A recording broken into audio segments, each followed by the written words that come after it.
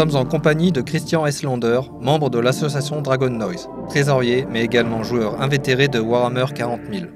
Aujourd'hui, s'affrontent quelques joueurs habitués des lieux dans une ambiance très conviviale. Christian nous présente l'univers qui le passionne. Donc, alors ce jeu est un wargame sur plateau qui met en œuvre des figurines qui sont achetées, assemblées et peintes par les joueurs.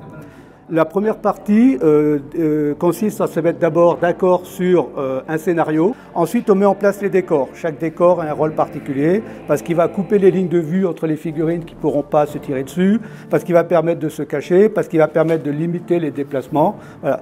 Et une fois que ceci est fait, les gens ils vont, par rapport à des zones de déploiement de leur armée, placer leurs figurines les unes après les autres à tour de rôle pour pouvoir ensuite commencer à jeter les dés pour combattre les uns contre les autres. Ainsi, on peut quand même parler d'art puisque les joueurs accumulent des figurines qu'ils assemblent eux-mêmes et qu'ils peignent aux couleurs de leur race et faction favorite, parmi les orques, les taux ou au sein de l'Imperium qui combat sans relâche les armées du chaos.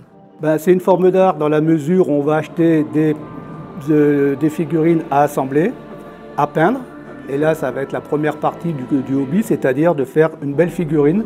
Et ensuite, ça deviendra un art de la guerre dans la mesure où on va utiliser ces figurines pour constituer des unités, pour pouvoir combattre des adversaires qui auront le même nombre de points d'armée que nous, puisqu'on va se mettre d'accord sur des nombres de points d'armée. L'univers de Warhammer 40 000 a ses codes et surtout ses règles du jeu présents dans des livres dédiés. Les armées sont répertoriées dans des codex et dans des magazines spécialisés, et les confrontations en général se font à un joueur contre un autre, pour tout âge et pour tout public. C'est pour toutes les tranches d'âge, sachant qu'il faut quand même être capable de lire un livre de règles, d'être capable de comprendre les règles et d'être capable d'évaluer les forces et faiblesses de son armée. Alors, généralement, on fait des matchs à 1 contre 1. Tous les deux. En fait, j'ai réussi mon... Alors voilà, là par exemple, j'ai réussi mon objectif, c'est-à-dire qu'il avait mis une action sur mon objectif. Là, vu que je les ai tués, maintenant, ils n'ont plus d'objectif.